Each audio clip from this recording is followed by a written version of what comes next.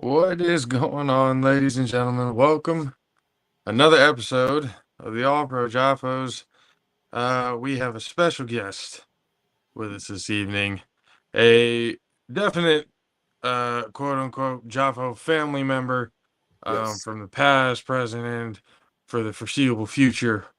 Uh Ladies and gentlemen, you guys already know who I am, but please welcome back to the show, Coach Alonzo Carter. Coach Zoe, how are you? I'm good, brother. I see y'all done upgraded. Y'all done went big time now. I I, like I the mean, upgrade. It looks I good.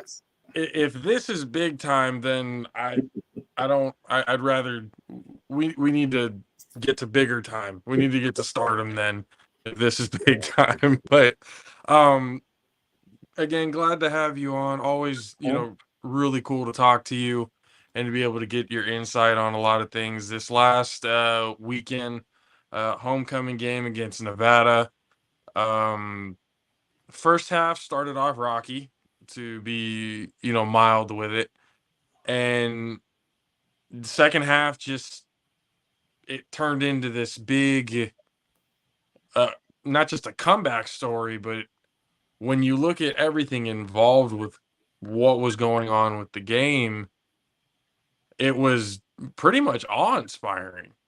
You can just feel the shift, you can feel the emotion of it, the sidelines, the coaches, however it just the way it played out was something you see out of a movie, honestly.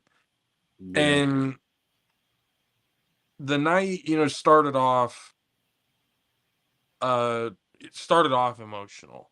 Hmm. All the players came out and the coaches came out. You guys had your Camden McWright shirts on for pregame, and Forget I about. was just trying to figure out what, like, Hmm. I do. obviously emotions were high, but what was the feeling in that locker room going into homecoming? Well, not just the locker room. The week leading into the game, Camden was special as a young man. He was a great teammate. He was a wonderful son. He was a wonderful brother, nephew, all of the above. A wonderful young man to coach. He was you get all these rankings, 3-star, 4-star, 5-star athletes. He was a 5-star young man that happened to be an incredible student athlete. So when you lose somebody that close to you, somebody that I know I recruited personally and was beloved by so many people on the team, especially in the running back room, that one's tough. That was tough. All the coaches just really loved this young man. You fell in love with the young man, the person front row taking notes, just doing everything you were asked to do to be successful as a freshman in college football and happened to be a 4.0 student. That one's hard because he was on his way to the facility early, trying to get there. It was his first travel game of the season. So you knew what that meant to him. Yeah. So just when you mix all those things together, it was tough to take. But I will say from the top down, I mean, I'm talking, when I say top, I'm not just talking about our head coach, which he did a great job. Coach Brennan did a fantastic job. But I'm talking about from the president of the university to our athletic director to the provost, the vice president. I mean, the chancellor. I mean, you name it, they were involved. Chief Carroll, the SJSU police department, just the whole city. Everybody just was together, and just to see that type of leadership, and how we stayed together. Everybody was talking about family. Spartan family was on full display Yeah. from the university, from the top all the way to the athletics. It was all together, the whole city.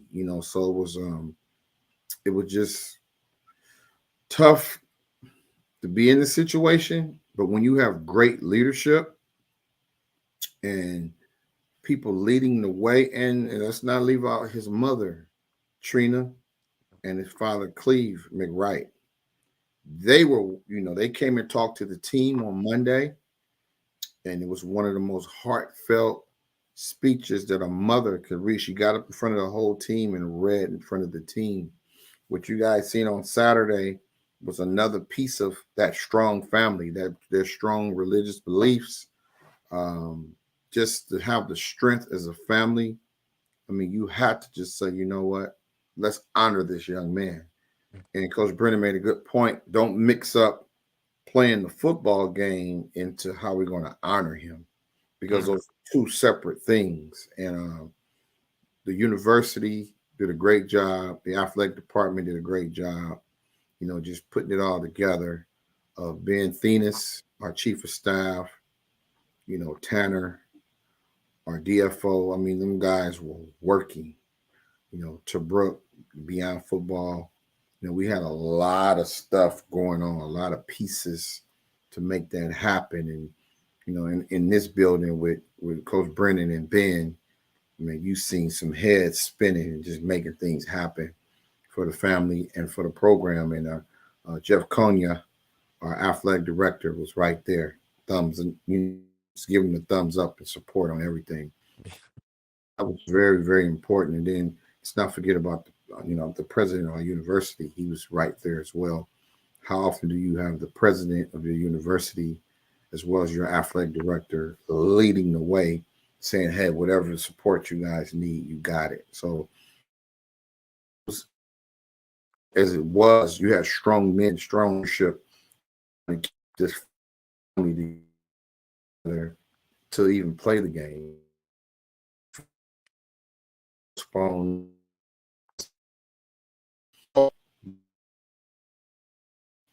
had never had to deal with anything on that, so we had to make a collective decision. And administration, like I said, was behind us as a program. So hats off to a wonderful administrative team and our head coach, Coach Brennan, for just keeping the ship where it can just stay steady and keeping us all together as a family. Yeah, it was definitely one of those. You can tell the unity in the team, even just the vibe around warm-ups and stuff. Just guys like Junior Fajoko and Cade Hall and Yes. Kyrie and just Yes. from everybody on the team. It was a Yes. very big, and I heard, especially Junior, he was, telling everybody tonight's bigger than football, which to me hit because I was like, okay, this is, yeah. And Coach Brennan said it best. I saw the conference that he had where he said, a lot of teams, say, yeah, it's a family, but most of it's BS. And this is not one of those situations. That's definitely believable because Yes. that was absolutely felt No. throughout the sideline, through the coaching staff, through everybody in the press box, through everybody, down. It was just the family being there. I loved the moment of loudness, Mm-hmm. the and having the team making the 6 on the 50-yard line. And it just, to me, I was like, wow, to go last week where they had a game postponed, and hats off to New Mexico State for being able to help Mm-hmm. make that happen, because that's a huge thing to be able to show that type of empathy and stuff like that for another team and be able to work with somebody to be, yeah, but hey, take the time you need. We'll handle this some other day. So it, hats off to them. And then Nevada, doing their little tribute Yes. to him with the stickers on the back of the helmet and stuff. Just, you felt that, just like Junior said, it felt like more than football the whole night on both sides, visitor, home, the whole atmosphere. It was bigger than a football game. You were Yeah. trying to honor somebody, like you said, who made a difference, made an impact early Yes. in his short time there. So to be able to see all that and then going into the game, I mean, it's obvious to us, but can you describe your emotions being with, the guys in the running back room and and to not bring up losing a former player not too long ago in Packer, and just it's kind of one of those things. I feel like for you, as close as you are with your guys, and as we know you as incredible a human being as you are, how did that affect you? How were you taking this going into the game? Um, it was a major roller coaster ride for me all week. I want to give some love to my room. My running back room was wonderful, led by, like you said, Kyrie Robinson and Shamar Garrett and Kenyon Sims, the older guys in the group. When we met and talked, I was so busy worrying, asking how they were doing. And they like put a pause and say, no, coach, how are you doing? And, I just was able to let out tears, and cry and let them know as men, it's okay to show emotions. It's okay. We hung out together the next day. My group, all the groups hung out as a position group. We went to Sammy G's right downtown San Jose by the campus with Coach Brennan. And we hung out, watched football, ate pizza and wings and all that, and just was around each other and just kind of embraced each other and let the brotherhood take care of each other. And it was good to be around them young men, because I have a son on the team as well, Malachi Miller. So it's, as a dad, you appreciate the men that are keeping these group of young men together. And then so I knew everyone would be looking at me because I was the position coach. How are you doing? How are you holding up? And it was tough because you try to put on this face that, face of strength, especially when I went to the visual the day after it happened, right where it happened and everything. It was just, you replay it in your head and you just try to think, how could things have been different? Because the young man was just a wonderful young man, and it was just hard to accept, but I had to pour my focus and energy into prepping these young men into being professional enough to prepare for a Nevada team that we knew would come down and give us their best shot, which they did, and just have enough internal perseverance to have the character to shake off that slow start and never be. I mean, we been, but we didn't break. We stayed together, and just as a leader of men, your responsibility is to try to hold it together and let them know, regardless of what's going on and with you emotionally, you still got to go play this game. You still got to, kind of find a way and dig deep and to watch that, man, to watch Kyrie and the entire offense play the way they did, that second half, not one punt, just playing and playing and playing the way they did, scoring on every drive, and then to have the last two touchdowns, especially the walk-off, the winning touchdown, be a run. No. Man, that was just, I mean, you seen the pictures. He was there. I mean, emotionally, I just let it loose because Kyrie was Camden's mentor. I always assign the younger guy to the older guy, and they have mentees. Well, Kyrie was assigned to Camden, and they had a very, very close relationship. It wasn't just football. It was off the field as well. And his roommates, Caden Collins, which is another freshman running back, and Jacob Galloway, they were his roommates. They're running backs also. They were on the sideline. And it was tough, man. It was tough. And just trying to keep them together, and then just to see us win the game in the manner in which we did, and then have it, ironically, beat Kyrie to get the winning touchdown. What better way to have that? It reminds me, I had an immediate flashback when DeJohn Packer walk-off winning touchdown against Arkansas in 2019. And I thought about that immediately, and I was crying then too. So, you show a lot of emotion when you see your players work hard, and then it carries over to the game. So to see that, witness that, and Kyrie didn't have his greatest game, but in the second half, you seen a soldier, you seen You seen a Spartan. You seen what we were made of, and you seen that whole offense. And got to give big credit to the offensive line. They don't give enough credit. You know, everybody always, when something goes wrong, you always look at the offensive line, and we have great players. You know, we got one of the top quarterbacks in the conference, the top quarterback in the conference right now, and Chev. And our receiver core is just top to bottom, one of the best receiver cores, led by Elijah Cooks. You know, but we got to give that offensive line some credit. Coach Oglesby does a great job. You got 2 redshirt freshmen playing at offensive tackle. So just to see him put that together, and then Jaime Navarro, one of our leaders, you know, one of our major vocal leaders, he kept that thing together, you know, with Junior Fajoko, Cade Hall, Kyle Harmon, Jaime Navarro, Trey Jenkins, Andrew Jenkins, them the Chase Williams, you know, those are guys, Nehemiah Shelton, them guys, man, they don't let nothing slip. They hold it together, you know. Don Mazzotti, like I said, you know, Kyrie Robinson, you talking guys that just believe in this. They really, really believe in this thing. And Jaime was right there. Jaime wasn't even supposed to play. We didn't know if Jaime was going to be clear to play. He wasn't 100%. He came in the 3rd series and played the rest of the game. He's a beast for that. You know, Jaime was like, Coach, I'm playing.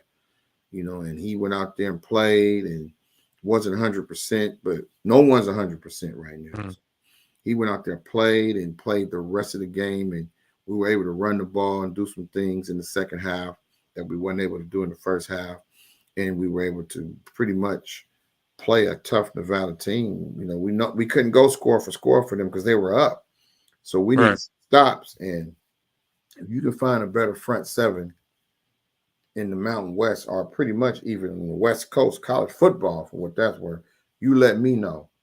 Because them guys right there, that front 7, when they make their mind up and it's on, you got, you know, you got the young guys too. You already got Kyle Harmon.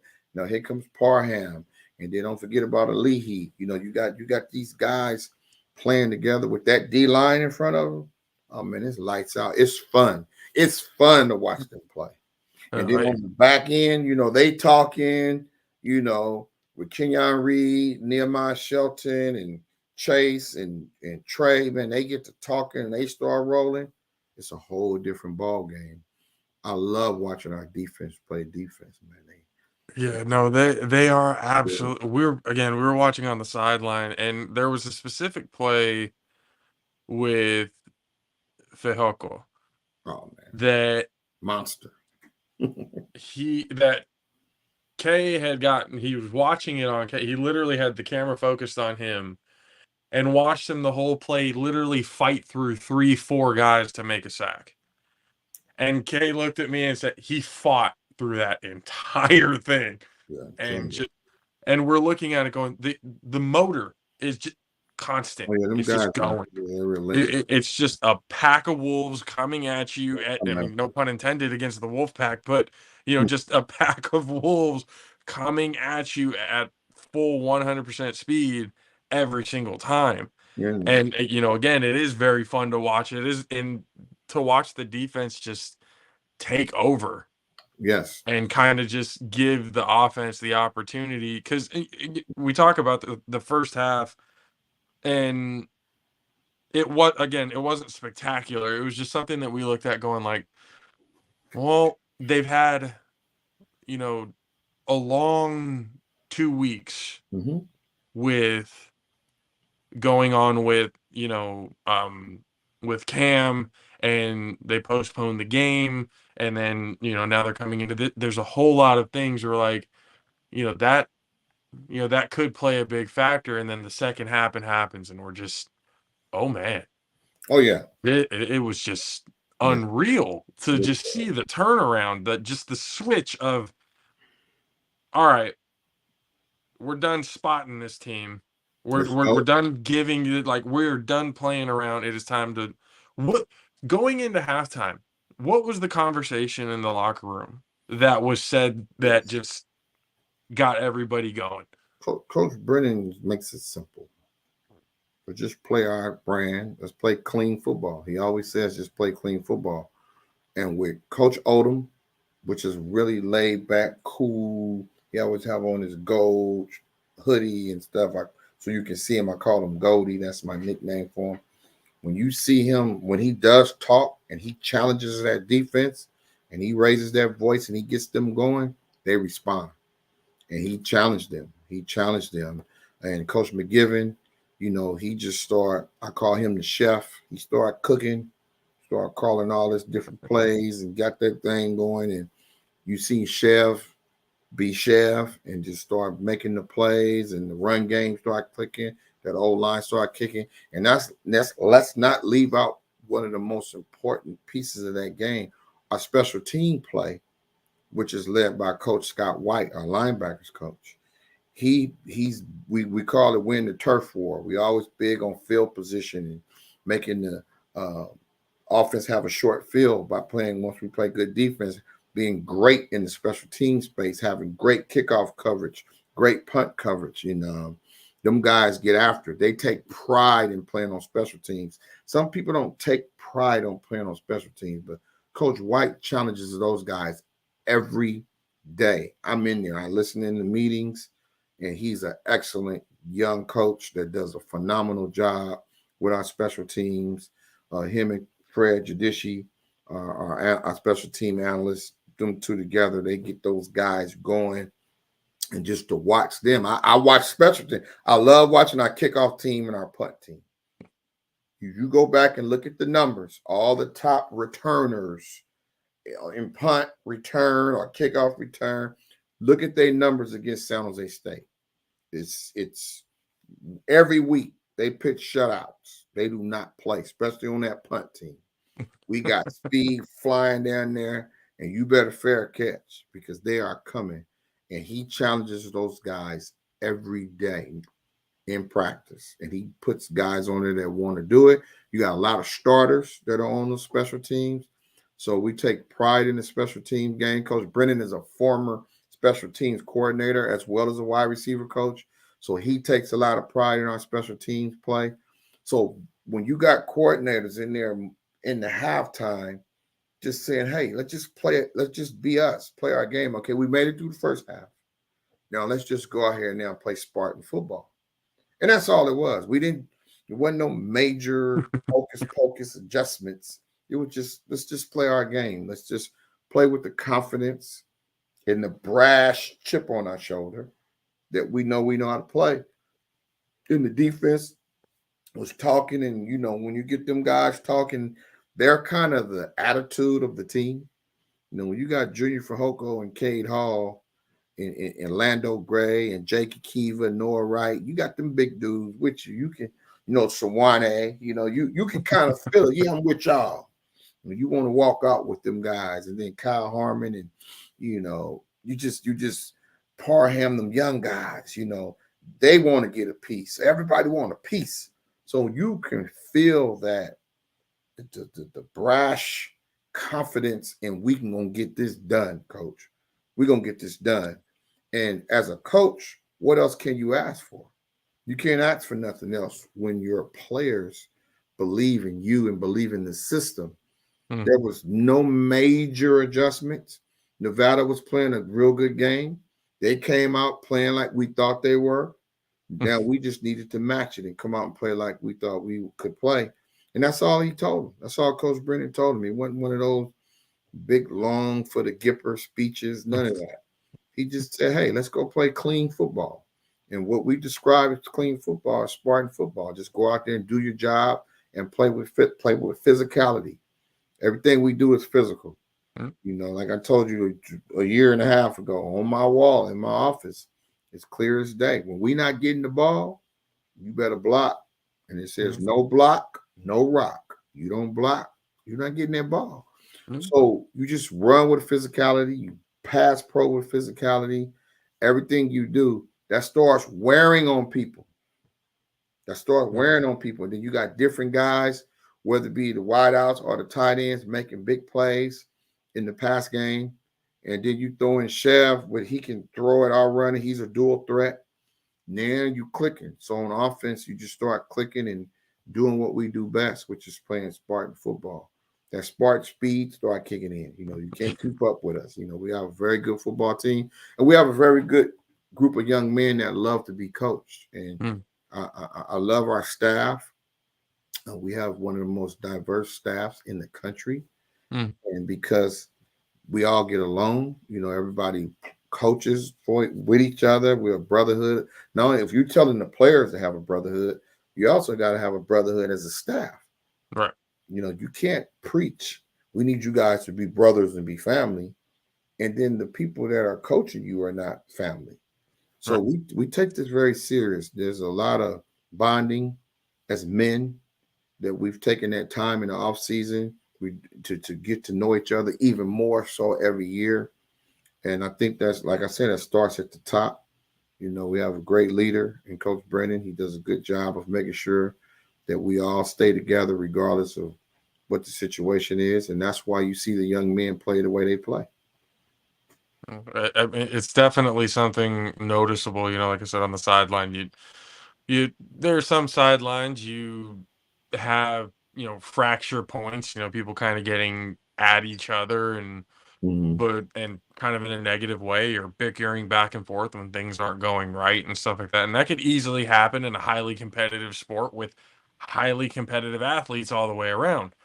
But there was no sense of that ever. No. Even in the first half, there's no sense of that ever. There's always the positivity of, all right, let's keep moving. Let's go on to the next one. Let's go. Let's keep going. And if there was any sort of, we need to do this, or like kind of it's always like a constructive criticism. It's always, hey, let's go. We need to do this together. There's accountability being held. Yes. Which is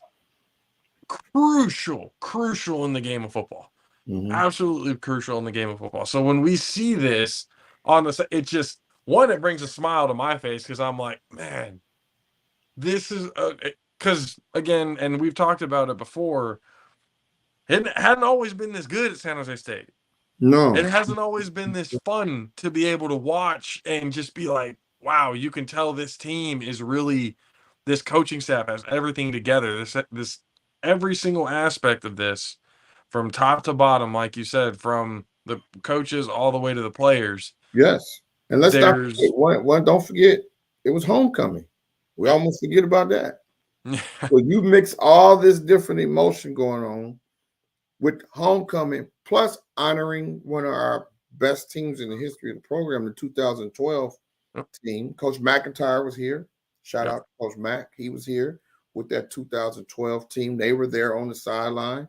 So you were honoring that team, which had one of the best records at San Jose State. They were there to watch it live. And so you mix all that together, man. It's a lot to go out there and play. Great crowd. It was a night game, national television. It's a lot for young men to have to be able to grasp all of that and then go out here and play this game. But, you never seen them go get negative with each other. Nope. You were there. You seen it up close. I've been here 6 years the whole time, and we won a lot of games, including the Mountain West Championship in 2020. Other than that game, that feeling I had in that 2020 Mountain West Championship game, that game this past weekend probably was the best team win I've experienced since I've been here. That game, and then when we beat Nevada in 2020 to make it to the Mountain West Championship game, which was a very good football team, coached by Coach Norvell, which we have to play them this week. Coach Norvell, he's now at Colorado State, so he does a great job. So when you watch your team grow, and you don't really have to say much, but just kind of push buttons and keep them focused, and they stay together, and they're talking themselves. The leadership, you've seen it. I it was on full display. I'm always in the back, and I go on both sides. I kind of stay in the middle. I love watching special teams and our defense. So when I'm not, after Coach Josh gives all the adjustments in between, and Coach McGivern talks to us on the headset, you see me right there in the middle of the defense or in the special team trying to see what's next, because I watch the guys as they kind of communicate with each other, and it's so positive, man. It was great. We told them we got you, and they got us. Sometimes The offense needs a lift. Sometimes the defense needs a lift. And like I said, that kicking game is always in between and can get lost in the shuffle because a lot of our starters on offense and defense is involved in that kicking game. So they take it very, very serious. So we kind of try to keep it even kill on that sideline. And sometimes it gets really emotional and it can get really hectic. But for the most part, the staff does a great job of making the adjustments during the game and keeping the kids locked in and keeping us together. And then the energy from the younger guys that are not playing or that are on the sideline, we kind of feed off their energy to keep us hyped up and, keep the game going, especially at home. Right now, we're undefeated at home. We have an undefeated 4-0 record at home. We got another home game this Saturday. So we kind of feeding off that energy because when we won in 2020, that was the COVID year. There was no crowd. There were no fans. So our fans didn't get to share the winning of San Jose State because, like you said, prior to that, there's been some disappointing seasons kind of stacked on top of each other, including us in 2019. We missed the bowl game by one game. So we're real focused for this one because we're at 5-2. We need that 6th win to assure us a bowl game, and that's important to us. We take them 1 week at a time. And last week was really a testimony of guys just showing grit. Coach Joe Ciamalo, he always uses that. He described grit one time, and it was deep. And then he always asked, "What is your why?" Those are two of his big things, our D-line coach, and that's why that D-line plays the way they play. They got their own little names called the Brick Squad. They got their own little moniker, and they're a family within the family, Brick Squad. So he keeps them guys playing. He keeps them dialed in and hungry. He does a great job, and then, like I say, all that starts from the top, and we just try to do our part. We try not to mess it up. Hey, give them the instruction, let them play. Right. The instruction is very detailed now. Our weeks are very detailed. Coach Odom is one of the best in the country at what he does. Coach McGivern, I've seen it time and time again, year after year after year, him putting this offense together and just to be a part of the staff and watching him do what he do. It's a blessing to be on the staff. And then I work hand in hand with the big man, Big Josh Oglesby. He's our run game coordinator and an O-line coach. He does a good job. And he's Eric Scott, our wide receivers coach. You see the impact he's made in the coaching and bringing the guys over that he has. And let's make sure we make it clear. It's one thing to have guys on your roster that are talented, but it's another thing to manage the personalities and the egos and pushing them buttons to get them guys to play at a maximum level. And sometimes we'll have an injury and no one even pays it attention because the next man comes in and he's plugged in and he's ready to roll. So he does a great job of getting them guys to play every week, week in, week out. And then, the kind of the underdog in all this is our tight end group. Coach Matt Atkins, a young coach, does a phenomenal job. Everybody seen what Derek Deese done. Everybody seen what Josh Oliver's done. Both of those guys are NFL guys right now. And now you got the next wave of tight ends coming in. He's done a phenomenal job having Sam Olsen and Dominic Mazzotti. And just get them guys out there and just getting them to play. So we really try to just push the buttons and give them opportunity to make plays. So and then we, again, it was something that it almost, again, it is amazing fashion how the whole thing, those last two drives, the one to tie it up and the one to go ahead. The circumstances going into everything, because there were a whole lot of penalties built up. There's a lot of, almost drive killer. The whole situation was just so jumbled and so just, all right, how do we make this happen? Those two drives, for you, as emotional as the game was, did you have a sense of it's going to happen? Yes. Like it's whether like anybody believes it or not, it's gonna happen. It's sometimes when you talk to coaches, They always tell you they believe and different things are going to happen and they could see it coming and all this different stuff. Sometimes they be lying. They just coach talk. They telling you was there, you seen it live. There was, regardless of what was going on the field, we knew if we once we got the ball back, we would have an opportunity to score. Even after we scored and did Nevada score, it was like, okay, it's our turn again. We just took it as like, all right, it's our turn. Whatever they do, we got to match them. And then once we get a stop, we get one of them stops, we're going to score again. And we're going to put this game away. And we're going to make it come down to the last drive. If you got to throw the ball on us in the last drive, I take my guys anytime. That defense, they pull that hair get wild and long and Craig get on fire. They let that hair on fire, and you better get ready because you don't know what type of combinations is coming. Coach Odom, he goes into the trick bag, and you don't know how he gonna come. And it's just amazing. I'm front row in. I'm bent over watching it, just like, okay, here comes something. And I remember this was early last year. Coach Eric Scott had just came to us last year, and it was one of our other games. We was last drive against Wyoming. I said, all right, E, get your popcorn ready. Watch. Here they come. Here come them goons. Watch them go get them. And it was Wyoming had to try to throw the ball for the last drive. Didn't stand a chance. Sack here for game over. So that's happened a couple of times this season. So now he sees it. All you I see is though, when you get down to them last drive or them last couple of drives, and you're trying to throw the ball and you need a score to tie us up or win, it's going to be tough because them guys can feel it, and they play for each other. They're very humble. They don't. We try to respect the game, play the game the right way. Coach Brennan is really big on that. We are as a staff respecting the game. Just Coach White emphasizes that a lot in his special teams meeting. Coach Odom, same thing on the defensive coordinator. He happens to be our safeties coach as well.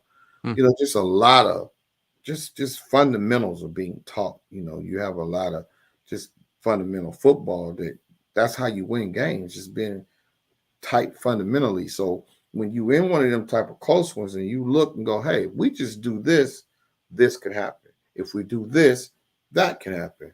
Coach McGivern's up in the booth calling down the play, so he has a broad view of everything, and he kind of collects his thoughts on what he wants to do in between drives and be like, all right, fellas, let's go get a touchdown.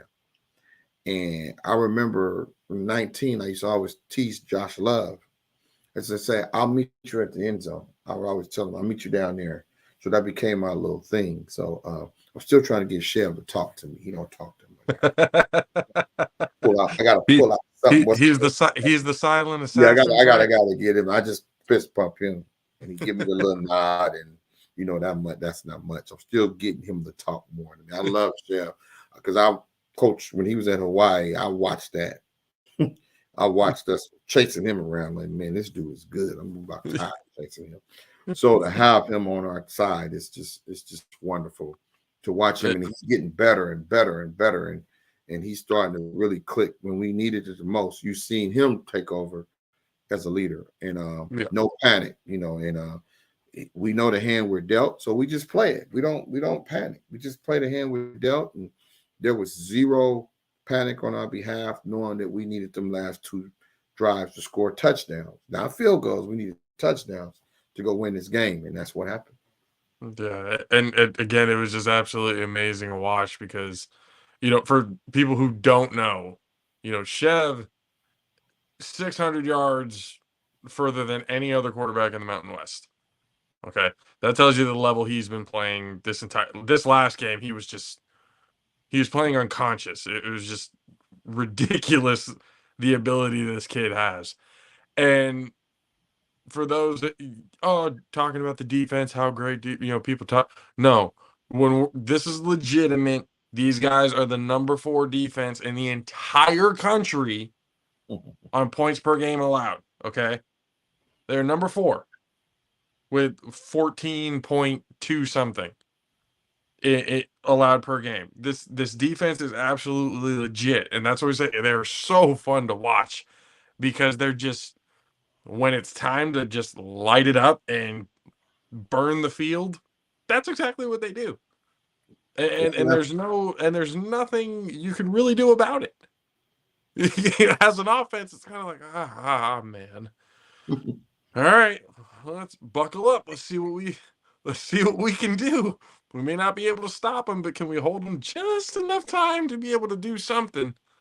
And it's just there's a different mindset, Yes. and that defense is just it's scary. And for again in the theme of it being Halloween weekend, just the absolute nightmare of a defensive line that offenses have to deal with Yeah. weekly. I feel bad for him. I really do. Because it's a group of guys, like you said, that front seven is just Oh yes. extremely impressive. Extremely impressive. And I mean, this is just our own personal opinion, especially with Cade and Junior Fahoko. That I mean, we have high praise for them. We think they should be top level tier draft picks going into the NFL. That's just our personal thing because with those two guys, again, Kyle Harmon, we think he's up there too in ability. Where we're just baffled by what this defense has been able to do. And I would hate for people to look at it as it's just Mountain West. No, no, it's not just Mountain West. They gave Auburn a run for their money. They're giving a whole lot of these teams just nightmare situations to deal with. They are Yeah. hard to play against, very hard to play against wherever you play. So Yes. that's what I'm just trying to kind of get people to figure out. Like, do not sleep on these guys. I feel bad for whoever you guys play in a bowl game. Honestly, they're not going to see it coming. It's just going to be absolutely insane watching them. And then your running back room. I'm sorry, I'm in love with Kyrie. I love his game. I Mm-hmm. love his leadership. I love just everything. Look, cannonball, just going, just Yeah. go, run straight into you. We'll run you over. We'll run by you. Give you he's shifty. I saw him putting the moves on. I was just the kid is just fun to watch, and he's just when I watch him play, it almost looks like like a Maurice Jones-Drew style, Mm-hmm. just physical, Yeah. in your face. Like, don't let the size fool you. Yeah. I'm your worst nightmare. Yeah. De La Salle, Maurice Jones-Drew, De La Salle High School, Kyrie Mhm. Robinson, De La Salle High School. They had high praises for him coming out of high school. He kind of a little under the radar senior year. He broke his foot. Mm. And what made me love that young man in high school, he came back with a broke foot, taped it up, and played in the state championship game. And they almost pulled it off against Mater Dei. And I was like, man, this dude is out here with a broke foot playing. And he was running the football. And I was like, I got to have him.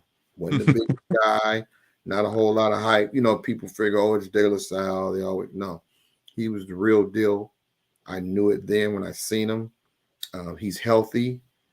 He is height wise, he's not the tallest, but when you Mm. see his body and his build, he's not a small back. Mm-mm. He's compact. He can do it all, like you said. He blocks. He can catch the ball. He can run with power. He has great vision. He has good balance, and then he can beat you with quickness and agility in the open space. So he does a lot of things that he doesn't really get credit for. And every week he has he has one of the I call them clinic tape. This is just gonna be you can put this on a clinic tape, some kind of cut block. You're gonna always have one every once or twice a week. And that goes way back to when Dejon Packer was playing for me. Him and Tyler Nevins, we used to have who's gonna have the best blocks? Mm. And we have a cut up and it's all blocks. There's no run plays, all blocking on it. And Kyrie was like, hey, he was a freshman with those guys. Mm. He was like, he understands what that is because in our room we have running back. We said be the standard for the entire football team, and we have our FVP, fast, violent, and physical. That's our moniker. We say it every day, And he just kind of took that tradition and kind of kept it going. And from top to bottom, when I told people, they was like, huh? I said, this is probably the deepest running back room I've ever had. And they was like, wait. You lost Tyler Nevins, which was the third leading rusher in the history of San Jose State. The history of San Jose State, which I coached him for all 5 years, and I love Tyler.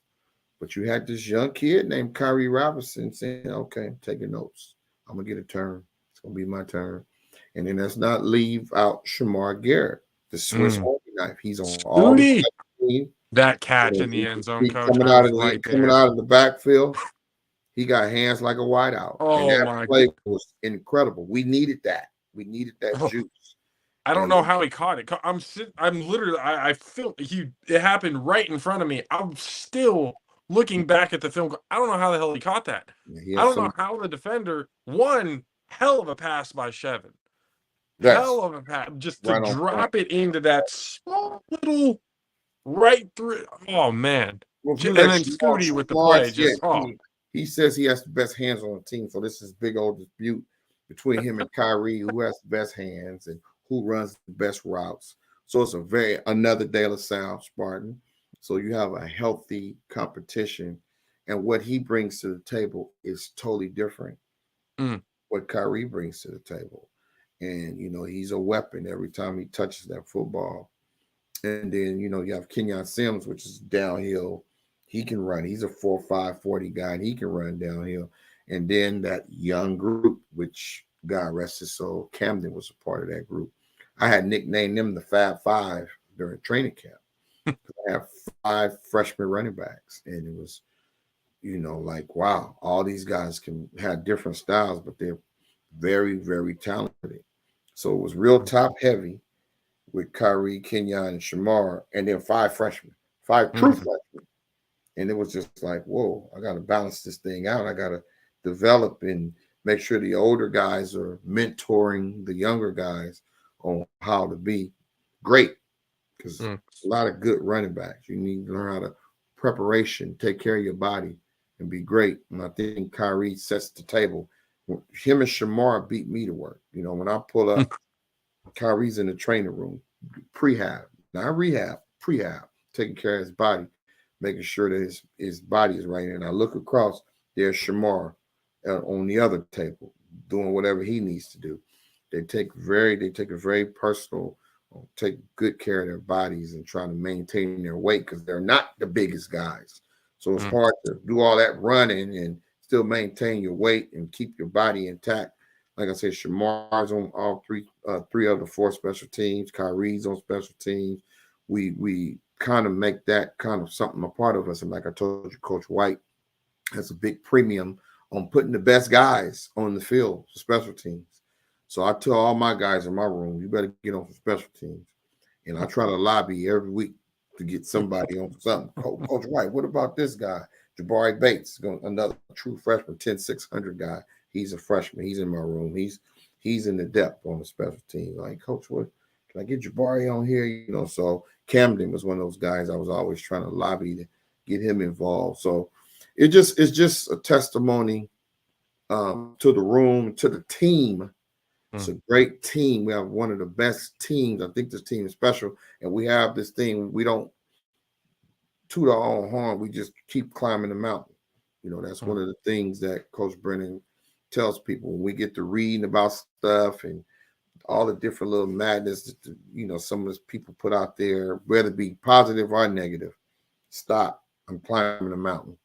We're trying to win the Mountain West Championship. We're not getting caught up in our own clippings and this is the first interview I've done this season.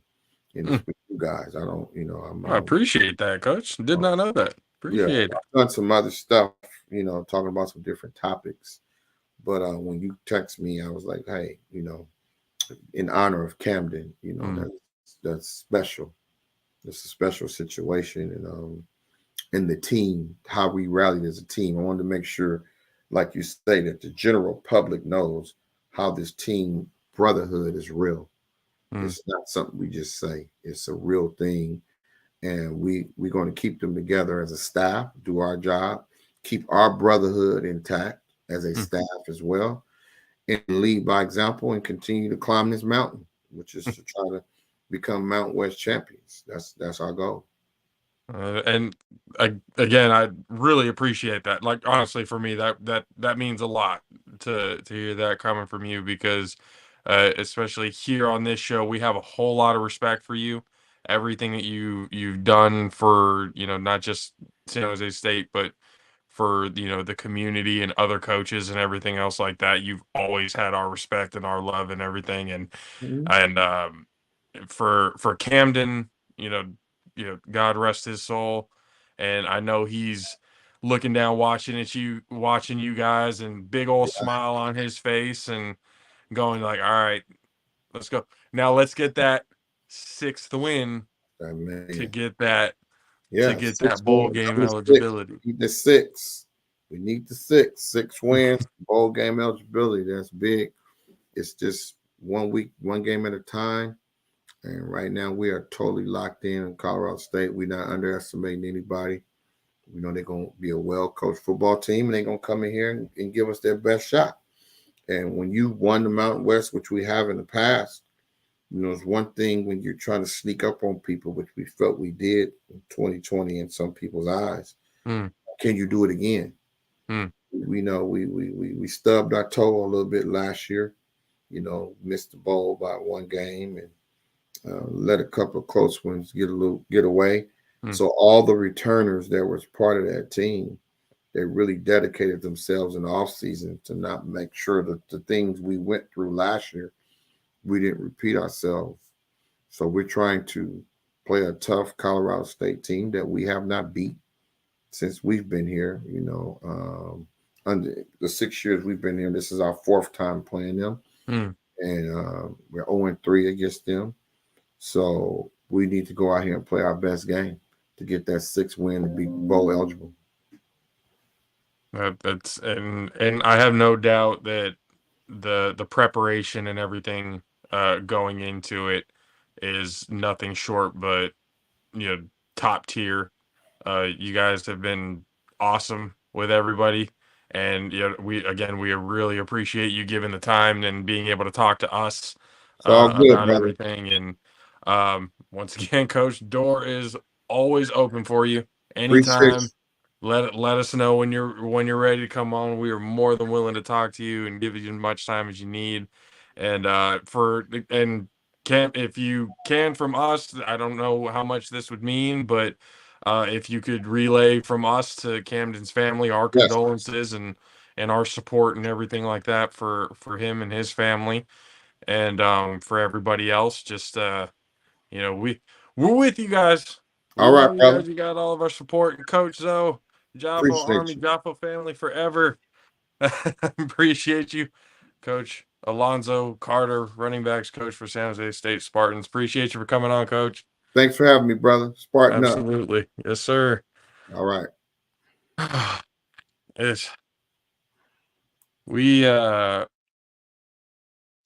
Okay, I think we've made it. In some way, shape, or form, I feel like we've made it. We've made it? His first interview all season. And he just again, man, that meant a lot to me. Honestly, that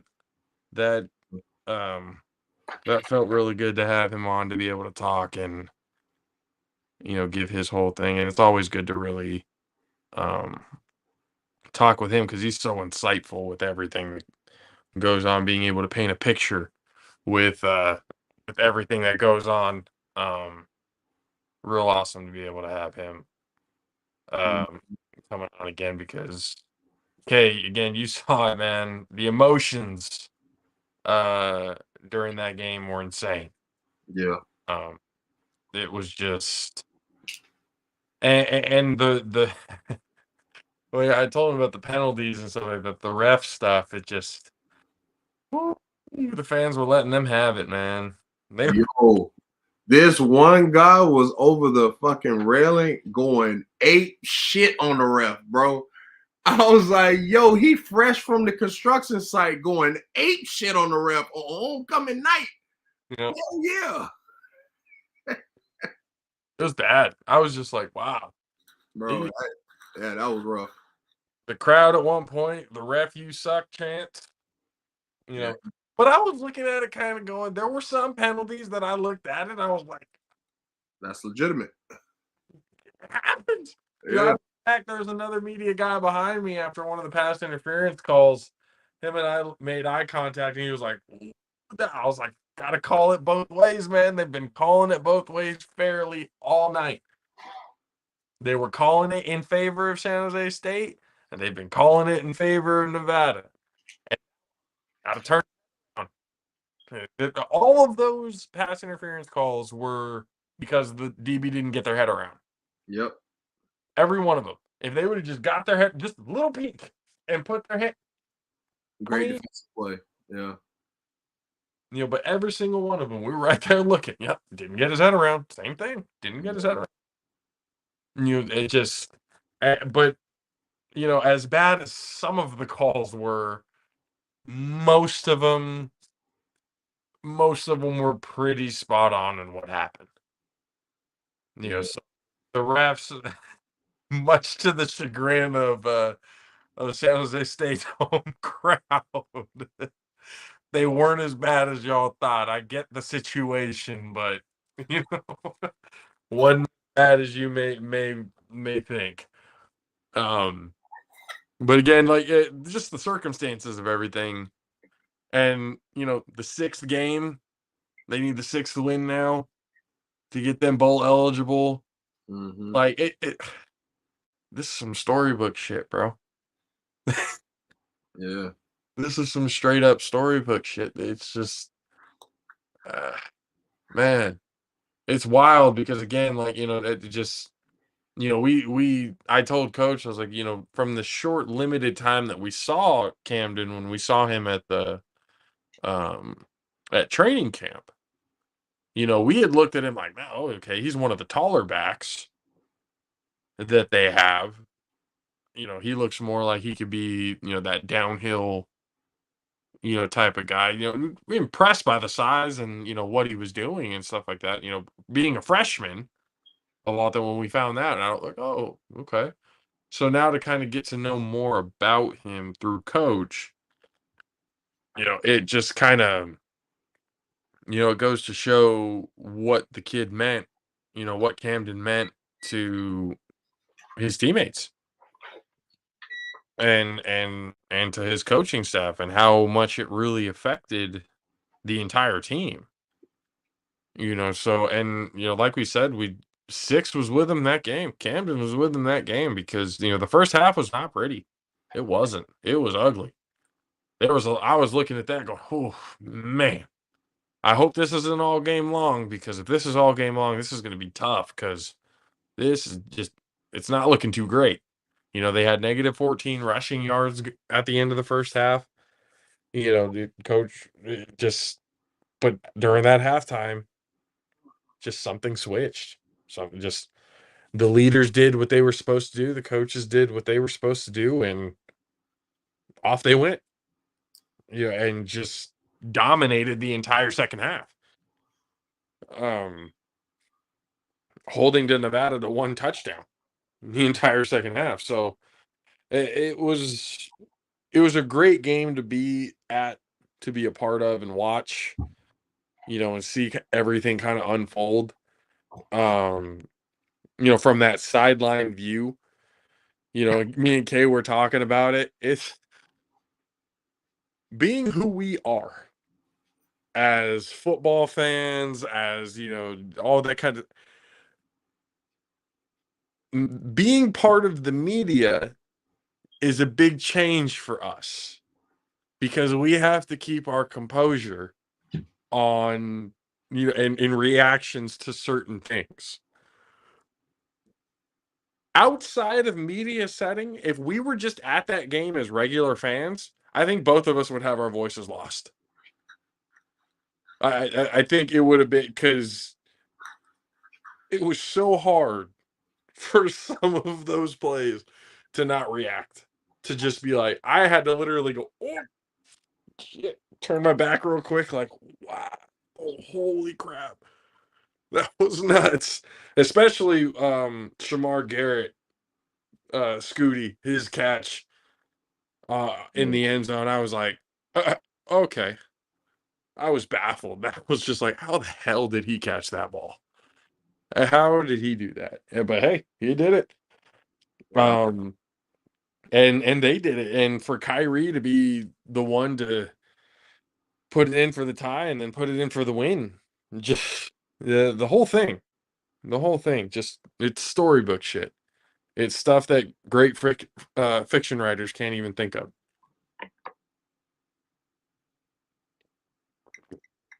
It was just, it was an awesome game, and it was an awesome feel. They did a lot of really good things. In regards to Camden, the tributes and for the family, the moment of loudness, all that.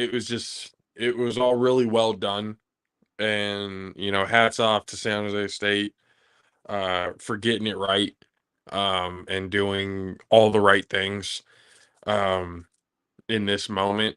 And again, condolences to the family of Camden McWright. uh I'm sure this has not been an easy time for them, so to be able to have that moment and kind of see, not just from the crowd really, but from the team, what Camden meant to them, I'm sure was very heartwarming and uplifting and stuff for the family. Um, so all around, it was a great Saturday, great homecoming. Um, I do wish the student section would get their shit together. I gotta be real with that one. I'm not the only one who feels that way. All right. I know another person who feels that way, and he's been very open about it, Mr. Dak, the San Jose State Duck. Shout outs to him. Um, and I pointed it out to you. Not necessarily a great look. Literally leaving mid third quarter. Yeah, honestly, bro, I'm telling you, I attributed that to it being Halloween weekend. I understand that's not an excuse or anything like that, but I mean, these college students, bro, Halloween weekend, the first real one since COVID. Yeah, bro. I kind of figured that was gonna happen.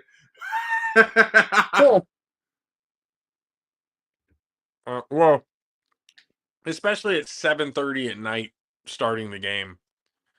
Yeah, that should have been a 1 o'clock game, man. If you one of them fans that the whole time, 1 o'clock.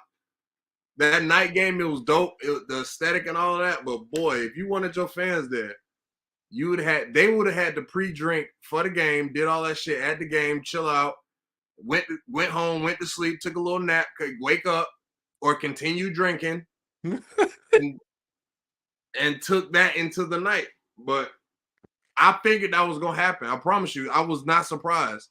Like when you told me, I'm like, yeah, that makes sense. Yeah. Like, yeah, that makes perfect sense to me. And that's how I assessed it, because I figured that in the first quarter. I'm like, all right, they're going crazy over there. They're not gonna be here by 4. I figured that early. It's Halloween. I'm like, it's Halloween weekend, bro. Like Halloween is on Monday. There's absolutely no way they're gonna be here. No way. I know if I was in college, I'm gonna tell you, when I was in college, man, these holidays, well, being from Florida, like Say less. Motherfuckers party on Christmas at the club. Like open the presents in the daytime. Kids play with the toys. Yeah. Bedtime. Cool. Boop. Bottle pop. They at the club right after. Got the babysitter there watching everything. I'm telling you. That's what goes on in Florida. Like every holiday. Thanksgiving, same shit. Motherfuckers be at the club. Matter of fact, it used to be, I don't know if it still is, but they had like Plaza used to have like the strip-a-thon. I think it was Thanksgiving night. I think it was Thanksgiving night. Like That's just wrong. That's just wrong. Look, you're giving thanks. Black Friday sale gonna be tomorrow. Here go the money for the kids, because you're buying your presents Here go the money for the kids. He's okay. We can't say that. I mean, I feel like I'm the only one that can take that risk. They can accept it. I've seen some things. God damn. Oh shit.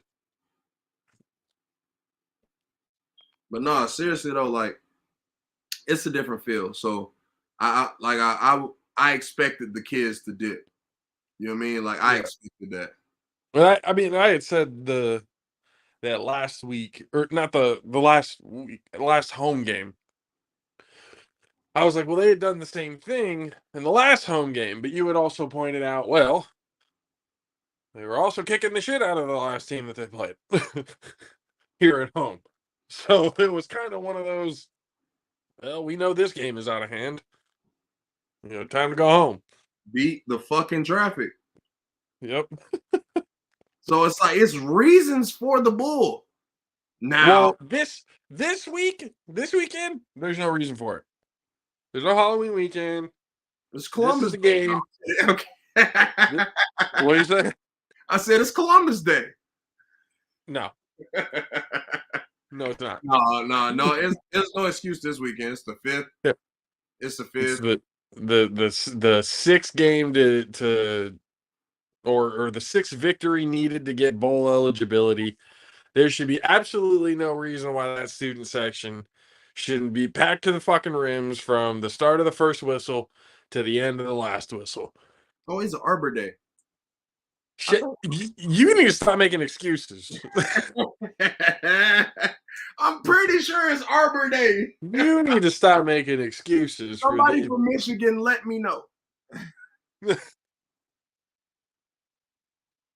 There should be no excuse that the student section, you guys have the Spartan run. You have an entire pregame thing dedicated to you. And you're going to just leave mid-third quarter? That could be the tradition. We don't know. That could be the tradition, and we don't know.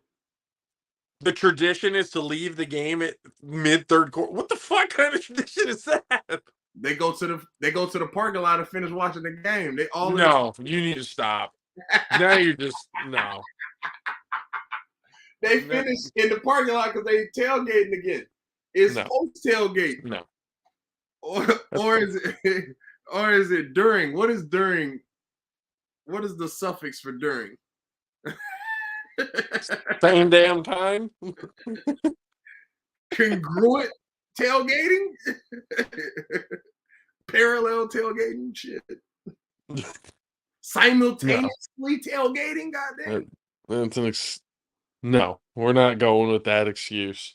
Nor any of the excuses. Hey, man. There should be no. We got to turn it around, man. The team is turning it around. The atmosphere and everything there is changing. Things are looking on the up and up. It's time for the fucking fans to be able to show some support, man. Yeah, they got to get like they weren't able to share that undefeated season Mountain West Championship in 2020. Return the fucking favor, man. These guys are playing their asses off every damn game. This is fun to watch football. It really is. So man, they're putting their heart and soul and everything into it. So I feel like it's only right for the fans to return the favor. And I think this week's got to be the start of that. Which, by the way, are we going? What? This Saturday. I'm being honest, I did not rent a lens, but I have the lens that I rented before, so I can just re-rent the motherfucker. Like, okay, extend it. My whole thing is, the gas to get to and from. Right. So I'm working on that. I need to get some good tips tomorrow. If I get good tips tomorrow, then I'll probably be good. We'll be able to go. I had a joke, but you're married. No. I'm not selling my ass. You made it already sound like you sell your ass, dude. Tips. If I get good I tips, work bro, at I come on, work shake that ass, Buttercup. What you?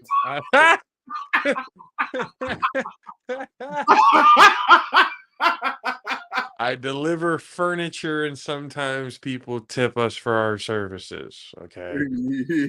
That's what it is. Not no this motherfucker shake it, Buttercup. This motherfucker. That would be my stripper name, wouldn't it? I honestly, Bring it to the stage, Buttercup. you gave yourself that stripper name. I did not say that. It's fine. It ain't gonna happen anyway, so it might as well be make believe. All I'm gonna do is I'll add something to it, but Buttercup will definitely be part of the name. You can go ahead and think what you want. You started this shit. hey, no, I did not tell you to take me this far, sir. I got off this ride a long time ago. You was on this bitch doing donuts by yourself. He was like, hey, no. Don't you wish that evil upon me, Ricky Bobby. Do not, I repeat, do not put that devil on me. Oh, shit. Hey, Baker Mayfield is, he's shit, right? Yeah, Baker Mayfield? Shit. I mean, I'm He's trying playing on what's it called? Scout team defense. Yeah, makes sense. Man, you rest in shit. Yeah, PJ Walker's the truth, huh? No, PJ Walker know how to do more with less. Fair. He came from a lower division, so if he already played with lower division motherfuckers, he been in the league 3 years. Baker Mayfield Man, you rest in shit. has been able to do shit with any caliber of offense. That's not fair. So once again, Man, you rest in shit. deserves to be on Scout Team D. That's perfect position for him because Lord knows he can't play fuck quarterback. So let's get off that one. Let's see That's what not else. fair. Hold on. That's fucked up. That's not fair, dude. Hey, we Man, you rest in shit. this ain't about fair. That's not fair. This ain't about fair. This is about me airing out my grievances and saying, haha, I knew you weren't shit. Man, you rest in shit. There you go. Thank you, Bernie.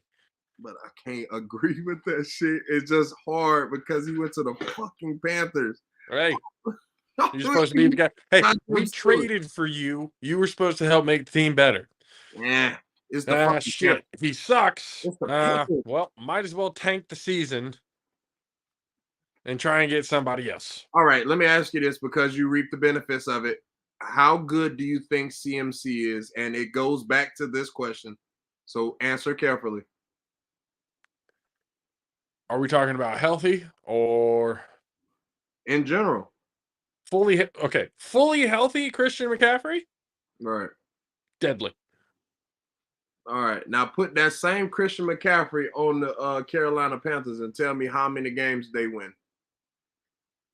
He was healthy this year. They have a shittier offensive line, a worse coaching staff, and an even worse quarterback. Man, you rest in shit. See, you keep bringing it on the quarterback. It's like they've been a running team since he got there. They've been a throw the shit to CMC, run the ball with CMC. Whatever we gonna do, we going through CMC. Well, apparently we adopted that fucking moniker because Christian McCaffrey threw 4, passed 4, or he passed 4, caught, and ran for a touchdown. Well, that's just B Rabbit fucking goddamn overusing somebody as soon as you get them. I told you. I'm sorry. This week I had to prove a point to a little shit talker that was talking premature shit before my lineup was even started. There's a little kid posted up, and I'm gonna say it because you are posting up on the thing. Oh, rest in peace. I'm about to beat this. Again, before I even set my lineup. The guys that were out that I had to switch to before I even set my lineup, I was like, all right, motherfucker, set my lineup. Guess what happened? Who won? Me. Why? You talk too much shit when you shouldn't. What was the point differential? I don't know, by 3 points. Who gives a fuck? I won. Care. The point is, he thought he was about to blow me the fuck out, and guess what? It didn't happen that way. So, You can kiss my whole ass on that one. And now just finding out, apparently, nobody fucking knew that $200 was on the line. I don't know how the hell that didn't happen. Yeah, That was baffling to me. I was like, I literally told every single one of you. I don't know, bro. I was like, I told every single one of you before you joined the league. You don't have to put anything in, but $200 is on the line. So I don't know where the hell this whole, I didn't know $200. And now they're going, now this adds a little excitement. Yeah, nobody's going to make bullshit trades. They know who I'm talking about. They know who I'm fucking talking about. Yeah, trades are fun. Cool. Yeah, that's fine. You can trade all you want. Yeah, nobody want to trade me shit. Well, Scary ass motherfuckers. Give me I told you what happens to people who draft for trade value. I told you that first time. It's Look not what my happened. fault. It's not my fault that the goddamn Green Bay Packers started the season with postseason Aaron Rodgers. Hey. This is who we looking at. This is postseason Aaron Rodgers playing in the regular season. I'm just saying. I'm just saying too. I wanted to get Aaron Rodgers off. That was that pause. That was crazy. That phrasing was crazy. I was trying to trade Aaron Rodgers. And I was cool with sticking with Trevor and Joey B to G. That's fine. Didn't Joe Burrow get like 2 points last week? Something like that? 3, but that don't mean shit. Yep. I know that because I have him in my other league. Yeah, no, I was pissed. Don't worry. But yeah. But you can't be getting mad at people talking unnecessary shit just because they don't agree with your trade offer. They tried to making Rock a shitty trade offer, and Rock told him, was like, no. Like, they forget Rock was a professional football player. I know. I'm trying to slide. I'm sliding bullshit. I promise you. Look, the man slid me some bullshit, and I'm like, no. Because motherfuckers is trying to get Jamar Chase from out of my hands. Not Jamar Chase. Who they trying to get out of my hands? Fuck. I keep thinking about my other leagues because I got Jamar Chase in like 2 other leagues, and motherfuckers is like, give me Jamar, bro. I can just sit on him. I'm like, I'ma just sit on him. What are you talking about? I'm aware when he got hurt. I'm like, he's walking too good. It's not that bad of a fracture. He's back at the bye week. I'm not worried about it. I'm like, Yep. I saw how he walked off the field. I saw when he stopped and he was hurt. I'm like, it's not that bad. I'm like, yes, it's fractured, but it's not that bad. Like, they just taking on the air of caution. They're gonna say 4 to 6, but he back at the bye week. So yeah, and after they said 4 to 6, they said day to day. right, and I'm like, yeah, he's back at the bye week, bro. It was like, yeah, there's that's why I was like, Mad Six got away with it. He got my nephew thinking, oh, Jamar Chase is gonna be out 4 to 6 weeks. Day to day. Hey, no, no, in after the bye week. The nephew at school while we watching ESPN. Like that's kind of what the fuck happened. We watching ESPN and YouTube clips, and he in school, so he paying attention to trigonometry and shit. He's already graduated high school. Is he in college? No. Fuck, I'll try to make my point stick. Damn. All right, well then he's just not paying attention. Then that's on him. He's paying attention to like big names people. He doesn't. He's over here looking at my team. He's like, your team's trash, and I'm like, I'm top 5 in the league. And just because you don't know who the fuck I have on my team doesn't mean I'm bad. Right. I was like, because I'm looking at my team going like, I have pretty much every one of the sleepers. I have every one of the ones that nobody thought about and are now producing 15 plus points a game. Hey, do you still want Aaron Rodgers? Is the question, because you know. Mm-hmm. Over Kirk Cousins? Shit. I'd damn near take anybody over Kirk Cousins. Hey, look, so you might as well, might as well take one of these take these quarterback off my hands, Aaron Rodgers got Detroit this week, so that's guaranteed points. Like that's a lot of points guaranteed this week. Let's just trade Rodgers and Cousins straight up. I don't need a third quarterback, Joshua. Neither do I. What? Who's your second quarterback? That's a good point. Justin Fields. Fam, are we talking the same language here? Like, All right, hold on. you No, have I can't even two look at it. You have two NFC North quarterbacks, and their name is not Aaron Rodgers. Oh.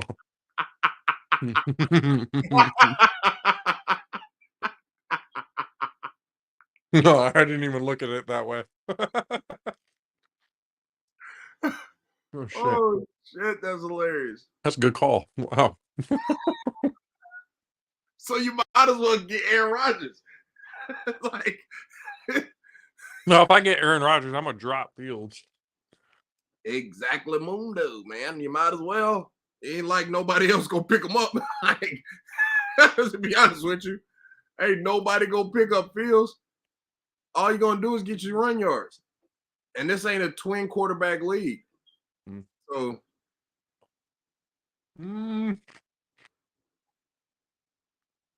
I can't even look at it right now. yeah, I know you're on your phone. That's Yeah. why I'm fucking with your head towards the end of the show.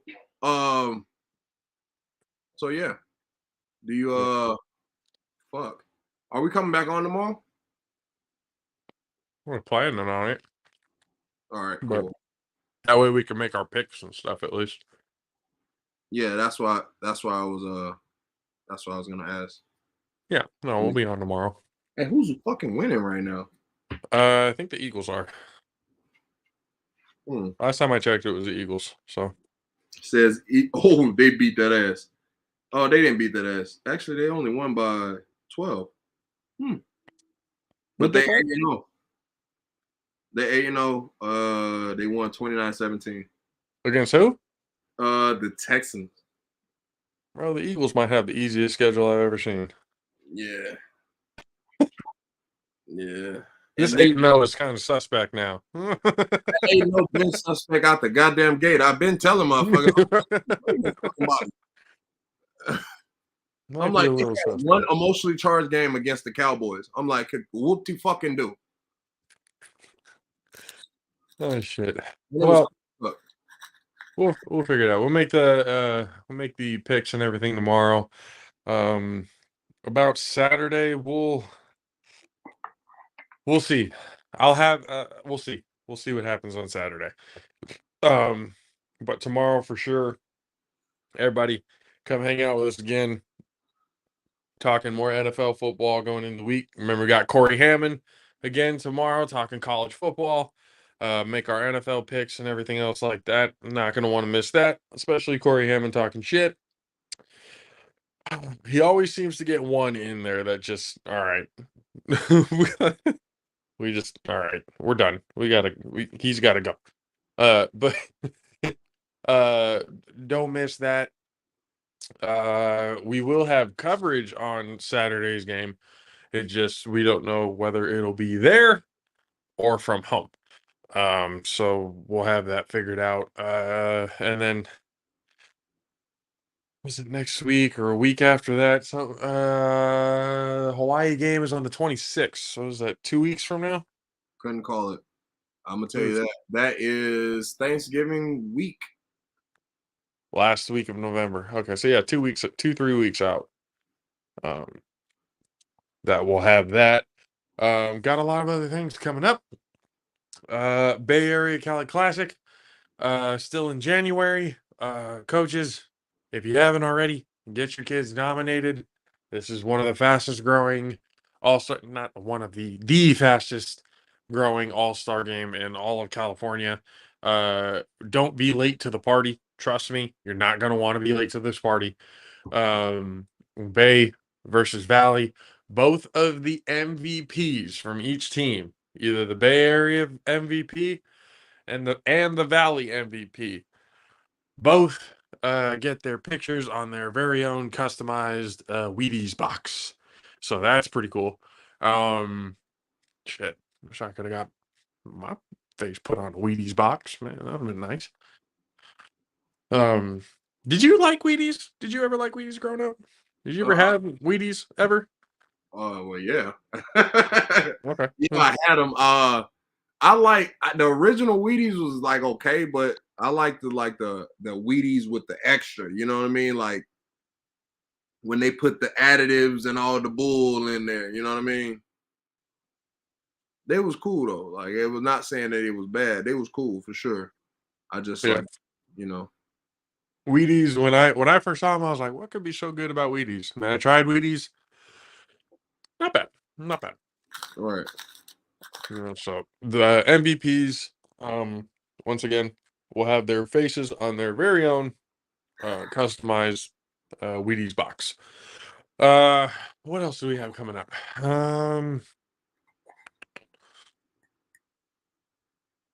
Not a whole lot coming up lately, other than just picks and San Jose State games and stuff like that. But you guys already know where to find us on the social medias, on the JAFFOs AP. Here, let me get some of this stuff up and running so I don't have to constantly be. Here's some advertisement. Here, let me throw another one. Boom. Social medias. Did you do any on. advertisement this episode? I don't think so. I haven't done advertisements in a while because again, I'm trying to get everybody to have their own like 30-second to 60 Clip. ad that for us to be able to put in. Right.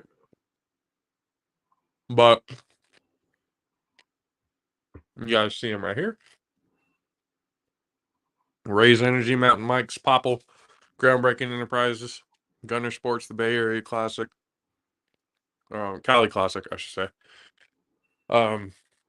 Twitter, the All Pro Jaffos, Instagram, same thing, All Pro Jaffos, YouTube and Facebook, Renee Bros Productions. Go on Twitch, PvP_studios. We're starting to do more streaming video games on Twitch. Now that I have a PS5, streaming is a whole lot smoother and easier. I still had the mindset of having the PS4, which streaming on Twitch made me lag out something crazy. But now, don't have that problem. So we're going to be streaming video games and stuff like that, a little bit more content on Twitch. So you're going to want to go check that out, follow that. And once again, for everywhere else, we appreciate you guys. Jaffo family, PvP family, everybody else, for myself, JP, for the 610 Beast from the Southeast, Mr. Country K, from DJ Matchsticks, and of course, Jaffo family member and all-time great human being, Coach Alonzo Carter.